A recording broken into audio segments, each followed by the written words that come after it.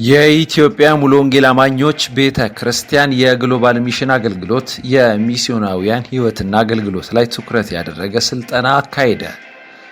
ከማክሰኞ ሚያዝያ 13 እስከ አርብ ሚያዝያ 16 2018 ዓ.ም ድረስ በኤስአይኤም መሰብሰቢያ አዳራሽ ስልጠናውን ሲያካሂድ ሚስዮናውያን ወደ ሌላ ሀገር የላኩና በሀገር ውስጥ ሚስዮናውያን በመላክ ጥሩ ልምድ ያላቸውን 29 አጥቢያ መሪዎች ተሳትፈዋል። ስልጠናውን ደቡብ አፍሪካ መቀመጫውን ካደረገ መንፈሳዊ ተቋም በመጡት እህት ማሪና ፕሪንስ ተሰጥተዋል። ሁለቱ ቀን ስልጠናው ትኩረት ያደረገው ሚስዮናውያን እንዴት አድርገን እንንከባከብ፣ ለሚሄዱበት ሀገር ከመሄዳቸው በፊት ምን አይነት ዝግጅት ማድረግ አለባቸው፣ አገልግሎታቸውን ጨርሰው ሲመለሱ ምን አይነት እንክብካቤና ጥንቃቄ መደረግ አለበት በሚሉ ርዕሰ ጉዳዮች ላይ ሲሆን የቀሩት ቀናት ደግሞ ሰልጣኞቹ ወደ የአጥቢያዎቻቸው ሲሄዱ እንዴት አድርገው ማሰልጠን እንዳለባቸው መሆኑን ተገልጸዋል። በስልጠናው ላይ የተሳተፉ ወገኖች ጌታ መልካም የትምህርት ጊዜ እንደሰጣቸው በመግለጽ ስልጠናው ያዘጋጁትን አካላትን አመስግነዋል።